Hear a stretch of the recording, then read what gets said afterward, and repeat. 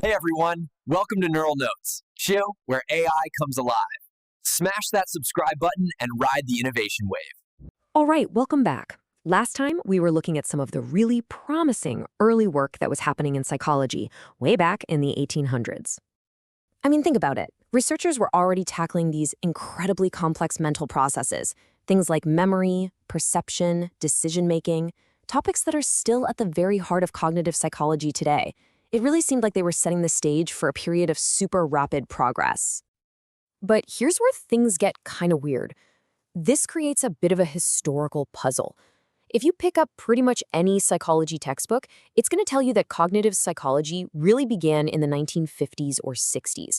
That leaves this huge gap in the timeline, right? More than half a century. So what on earth happened during that pause? Well, the short answer is that for about 50 years, psychology took a major detour.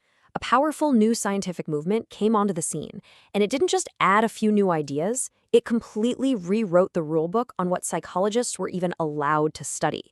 That movement was called behaviorism. So to solve our little mystery of the 50-year gap, we have to get our heads around the core philosophy of behaviorism and its pretty radical decision to study literally everything except the mind. The central idea for behaviorists was, simple on the surface, but actually pretty revolutionary.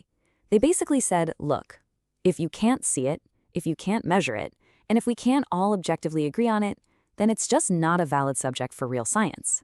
And what's the one thing you absolutely, positively cannot see? The mind itself. So they decided to just focus on the inputs from the environment and the resulting observable behaviors.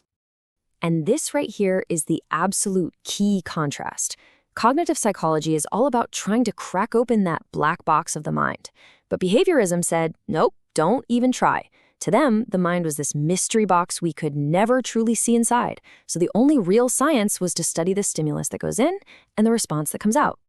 And this example just illustrates their point perfectly. So imagine you've got 3 scientists looking at a rat in a cage. One might say, oh, the rat looks hungry. Another might go, maybe it's happy. And a third could say, no, it seems angry to me.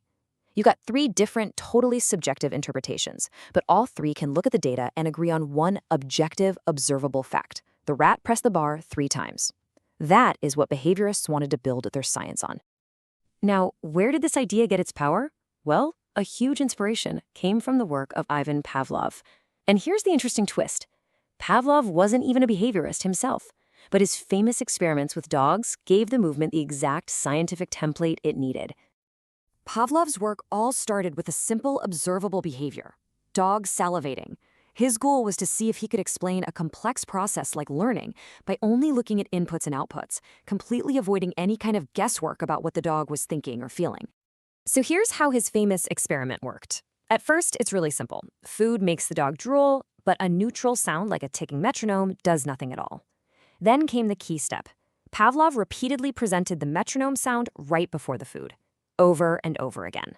After a while, the dog's brain starts to build an association, until finally, the sound of the metronome alone was enough to make the dog salivate, even when there was no food there at all. And this was the huge breakthrough moment for the behaviorists. Pavlov had explained, predicted, and controlled a learned behavior using a purely objective scientific procedure. He never had to guess at the dog's internal world. No need to talk about what the dog knew or expected. He just described the relationship between the stimulus and the response. So, just like that, Pavlov's work became the blueprint for the entire behaviorist movement. The impact of this was massive. On one hand, behaviorism gave psychology a brand new standard for scientific rigor and objectivity, which was a huge step forward. But it came at a cost. To achieve that objectivity, the study of the mind itself, thinking, memory, consciousness, was put on hold. And that's how we got our 50-year gap. Which leads us to our final question. If behaviorism was so successful that it managed to write the mind out of psychology for half a century, what in the world could possibly bring it back? Well, the scientific pendulum would eventually swing back, leading to what's now called the cognitive revolution. And we'll explore that story next time.